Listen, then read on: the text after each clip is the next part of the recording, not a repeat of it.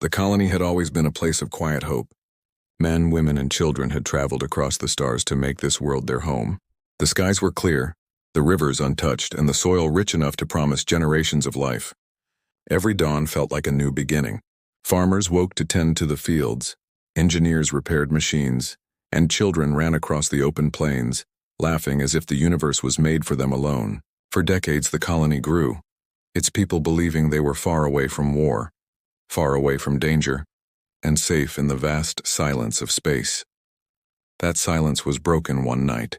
A distant alarm echoed through the settlement, sharp and cold, unlike anything the colonists had ever heard. At first many thought it was a mistake, a malfunction in the systems that monitored the skies. But the alarm grew louder, steady, and unrelenting.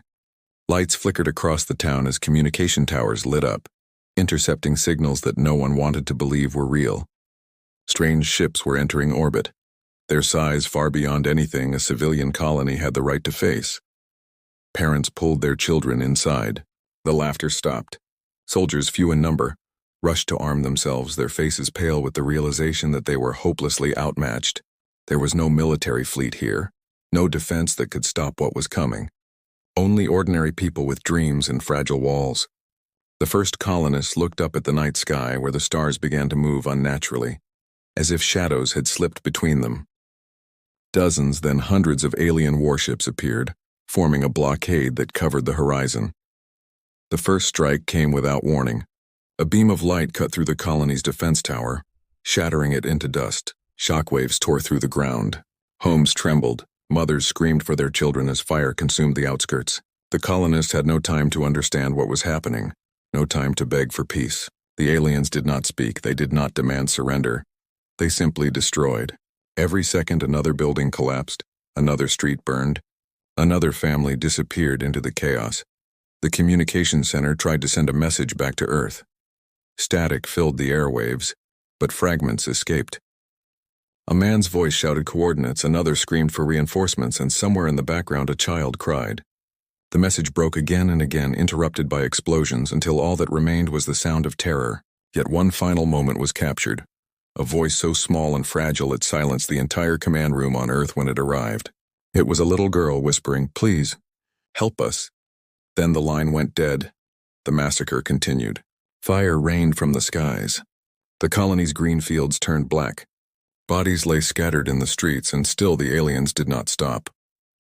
Their ships moved methodically, erasing every sign of human life as if to ensure nothing would ever rise from the ashes again. The few soldiers who resisted were cut down instantly. Families that tried to flee into the forest found the skies above them burning with energy weapons. There was no escape, no chance, no mercy. Hours later, the colony fell silent again. But it was no longer the silence of life and peace. It was the silence of absence, the silence of a graveyard. Smoke rose into the sky, drifting across what had once been homes, farms, and laughter. The alien fleet left as quickly as it had come, their work complete, leaving only ruins behind. No survivors emerged to tell the story.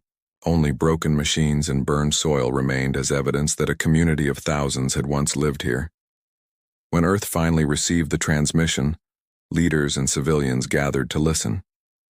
The fragments of screams and static filled every room where the signal was played. The last whisper of the child replayed again and again, haunting everyone who heard it. Anger spread like fire across every human world. Questions filled the air. Who were these aliens? Why had they attacked innocent civilians? What did they want? No answers came, only grief and rage. The massacre was not simply an act of war. It was a message.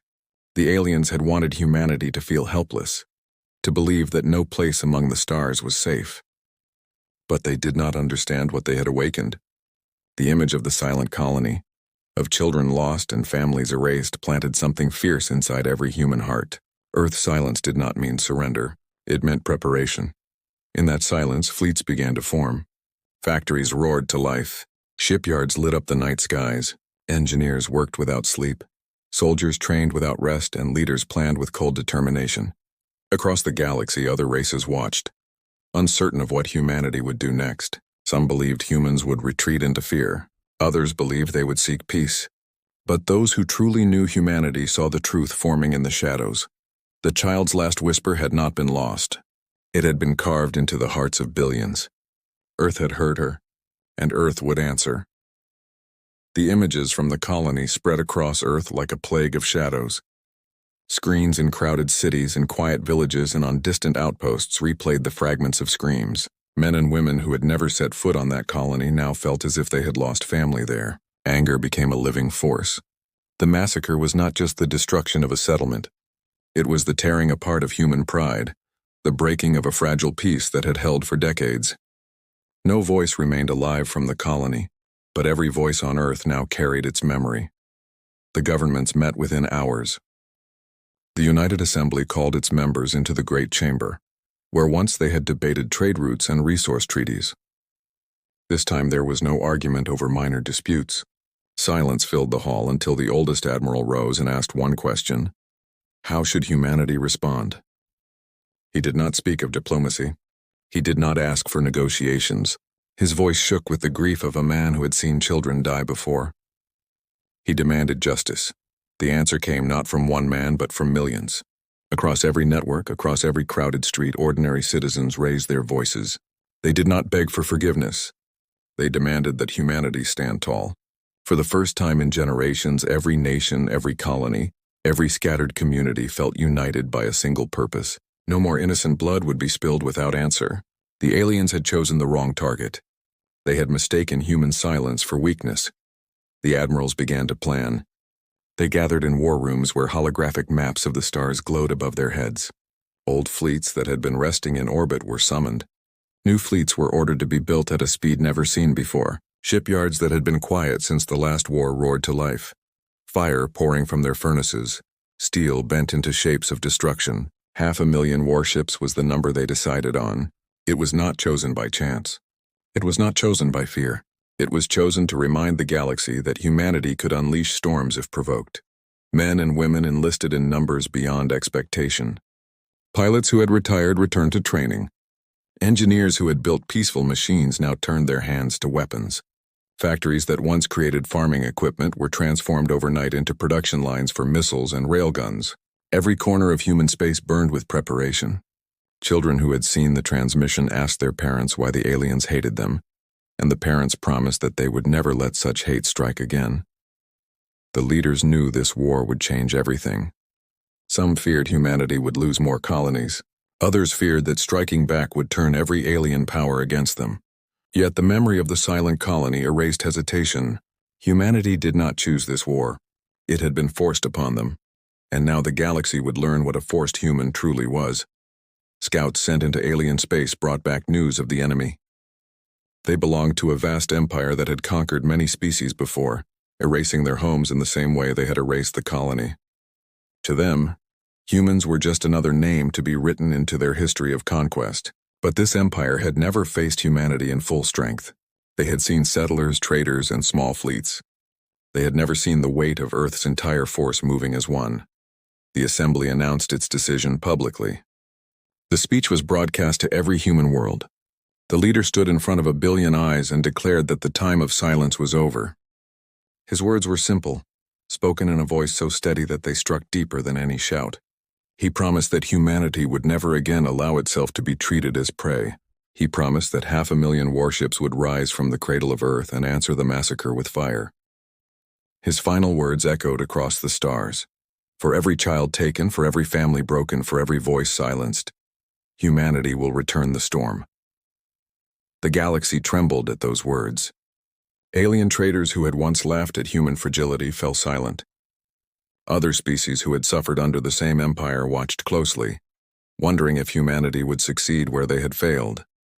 Fear spread among the empire's worlds. They had seen rebellions before, but never a power promising such overwhelming retaliation. Earth's skies became seas of metal.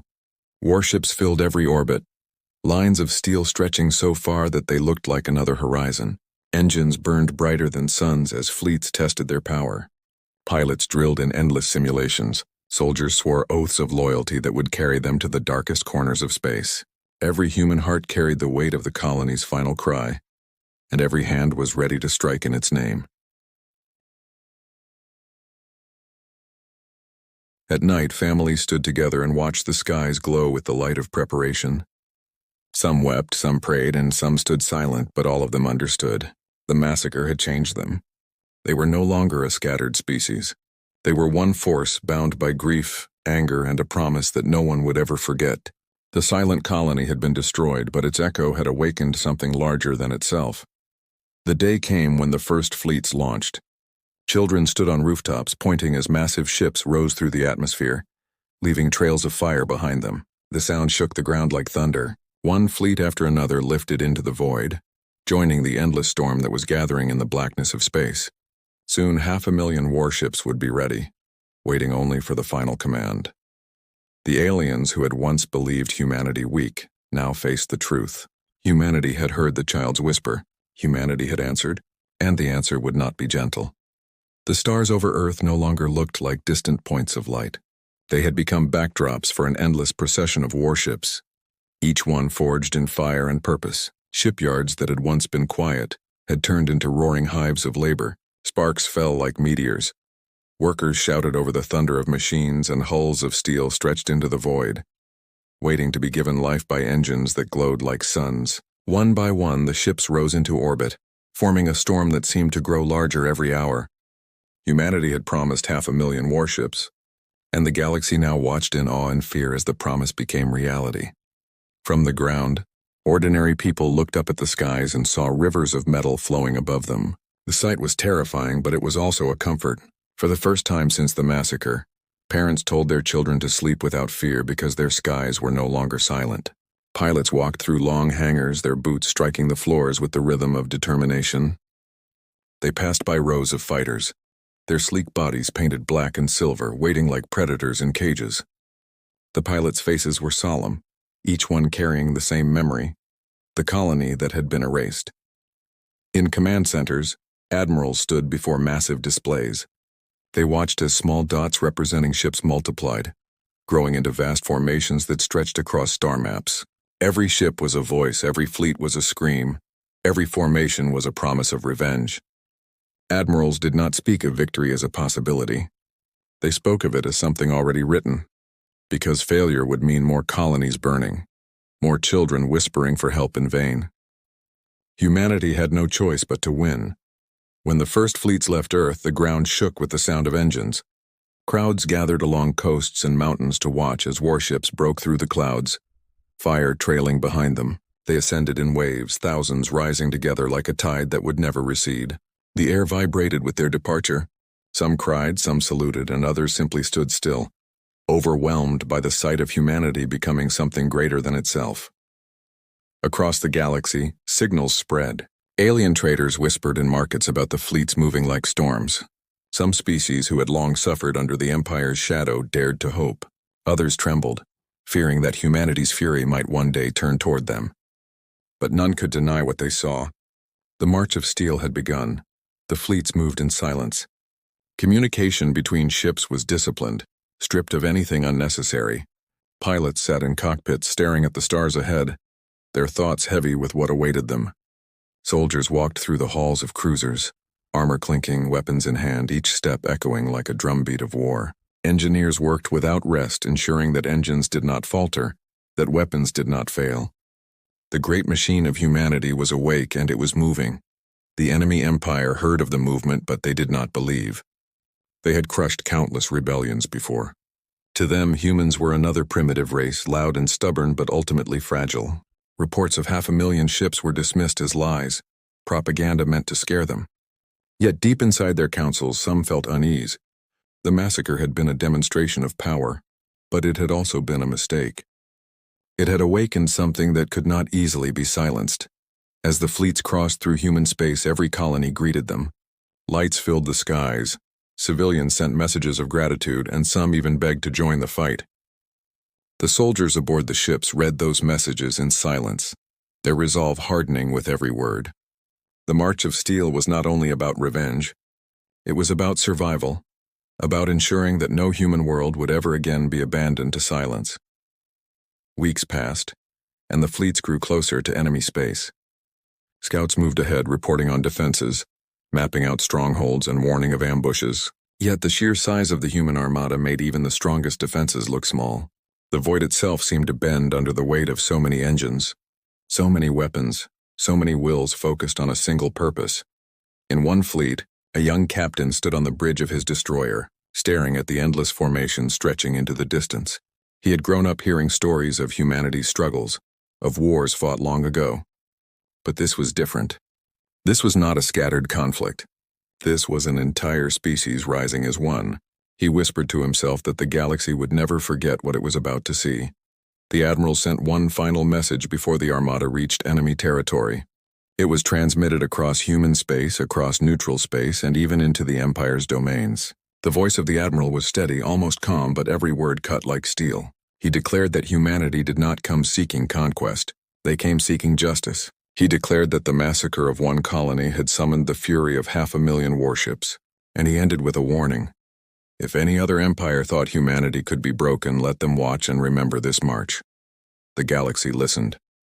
The Empire scoffed, but in their war rooms their leaders whispered of fear. Other species listened with awe, some silently cheering, others preparing for the storm that would shake the balance of power. And aboard the human ships, soldiers and pilots listened with clenched fists, their hearts burning with the promise that they would not fail. As the fleets entered the dark edges of enemy space, the stars ahead seemed colder, sharper, as if the void itself understood what was about to happen. The March of Steel was no longer just a movement of ships. It had become a force of nature, and nothing could stop it now. The first clash came at the edge of enemy space where a ring of fortified stations stood like sharpened teeth waiting for prey. These stations had been designed to frighten weaker species, their guns large enough to tear apart fleets that came unprepared. Yet when 500,000 human warships appeared in the darkness, the stations looked small, like candles flickering against a storm.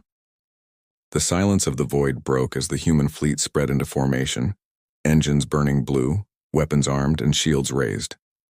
The admirals gave no speech, no long declaration. The signal was simple, a single word: advance. The stations fired first. Lines of plasma and arcs of energy split the darkness, striking against human shields in a storm of light. The airless void became a battlefield painted in colors of death. But the shields held and humanity answered. Railguns roared, hurling slugs at impossible speeds that ripped through armor like paper. Missiles spread like swarms of fire, finding their targets and erupting in blinding explosions. Laser batteries cut across the battlefield, each shot precise, each one burning holes into the enemy defenses. The first station collapsed within minutes, its core exploding and sending debris spinning into the void. The second tried to resist longer, but waves of human cruisers circled it, cutting it apart section by section until nothing but wreckage remained. The third attempted to surrender, signals of distress flashing into space, but the memory of the colony burned too deep.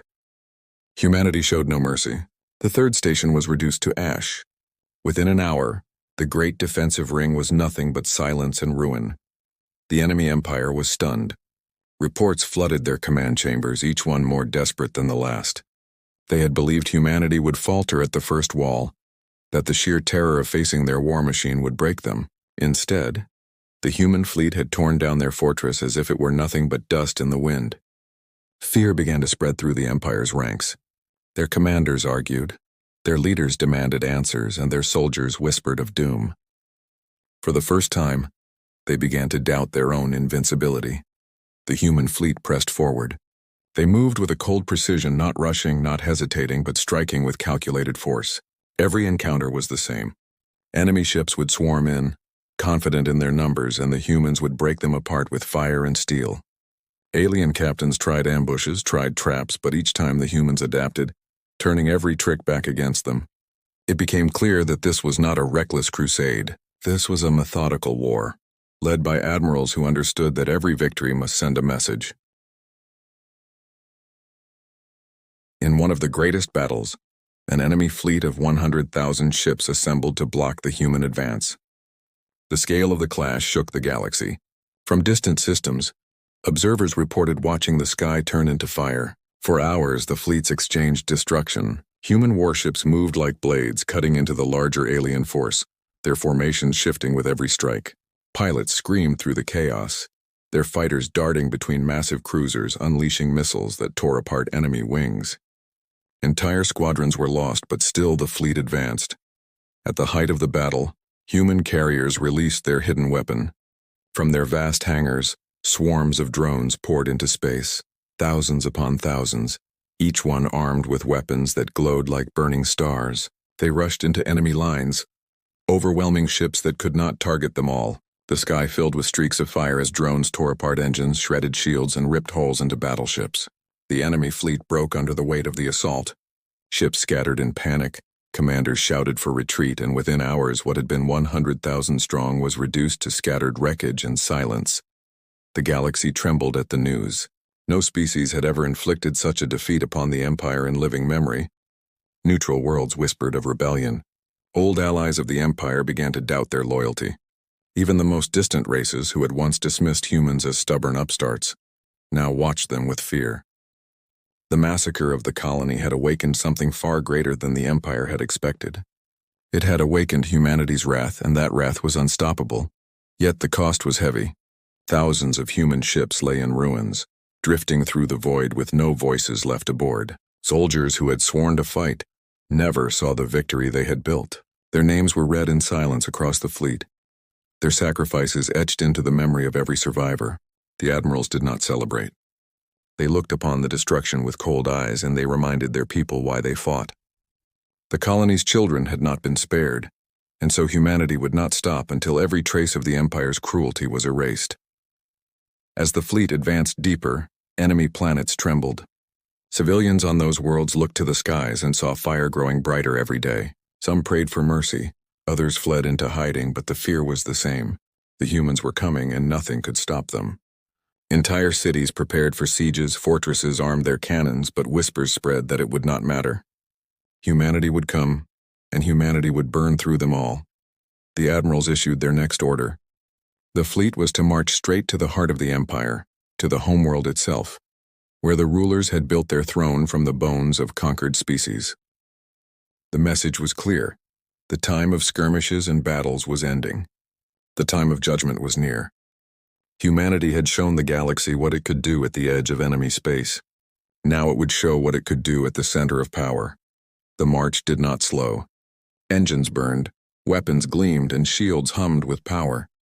Humanity pressed forward, carrying with it the memory of the silent colony, carrying with it the voices of the dead. The clash of worlds was not over. It had only just begun. The human armada entered the heart of enemy space with the force of a tidal wave that could not be stopped. Systems that had once been loyal to the Empire now burned with fire and wreckage. Cities that had raised monuments to conquest stood in ruins, their towers shattered by orbital bombardments. The silence of the void was broken by the roar of war on every front. Humanity had carried its storm across the stars, and now the storm had reached the Empire's throne. The enemy homeworld was a jewel of their domain, a planet wrapped in layers of defenses, guarded by fleets that stretched farther than the eye could see. For centuries, this world had been untouchable. No rebellion had ever reached it. No foreign army had dared to challenge it. But on this day, the skies above it darkened as 500,000 human warships filled orbit. The Empire's people looked up and saw a sky of steel. The rulers sat in their fortresses, their voices shaking as reports came in, each one worse than the last. The humans were here, and they were not asking for peace. The battle began before dawn touched the planet's surface. Human fleets surged forward, breaking through defensive lines like waves crashing against stone. The Empire's admirals tried to rally their ships, but every maneuver was met with counters. Every strike was answered with overwhelming force.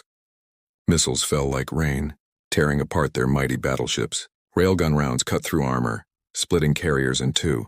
Swarms of fighters filled the skies, darting between enemy ships and reducing them to burning wrecks. The Empire's greatest fleet was collapsing before their eyes. On the ground, the people of the Empire watched in horror as their shields flickered and failed. They had lived for generations under the belief that their rulers were invincible, that their armies could never be broken. Now they saw fire in the sky, debris falling like stars, and they knew the truth. Humanity had come to end their reign, and nothing could stop it. Through the chaos, the human admiral sent a message. It was not hidden, not whispered. It was broadcast across every channel. carried into every home and forced into the chambers of the Empire's leaders. The voice was steady, the tone colder than steel.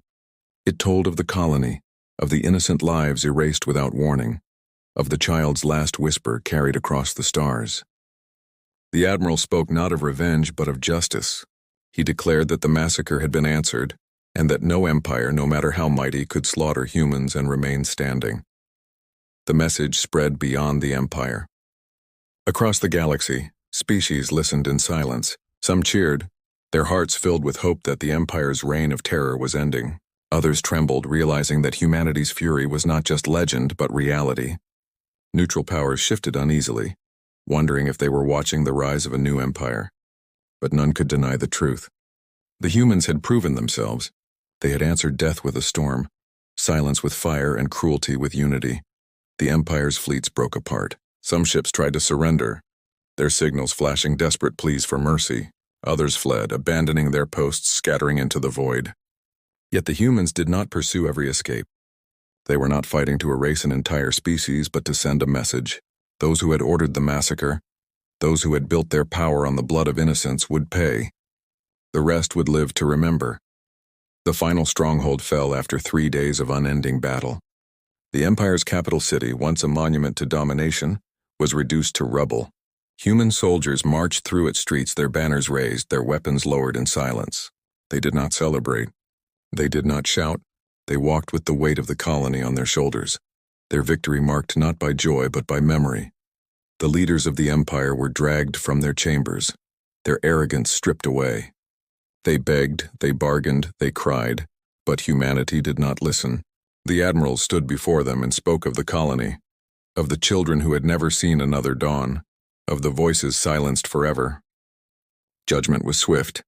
The rulers who had ordered the massacre were executed, their names erased from history. Their palaces were turned to ash, their monuments torn down.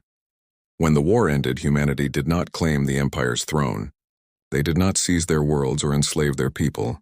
Instead, they sent a final broadcast across the stars.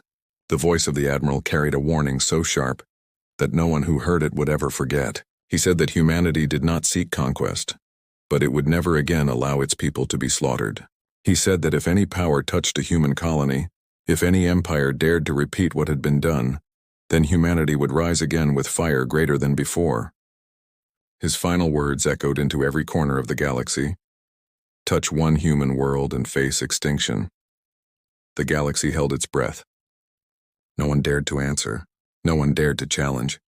Humanity had carved its message into the stars, not with words alone, but with fire, steel, and blood. The silent colony was gone, but its memory had been avenged.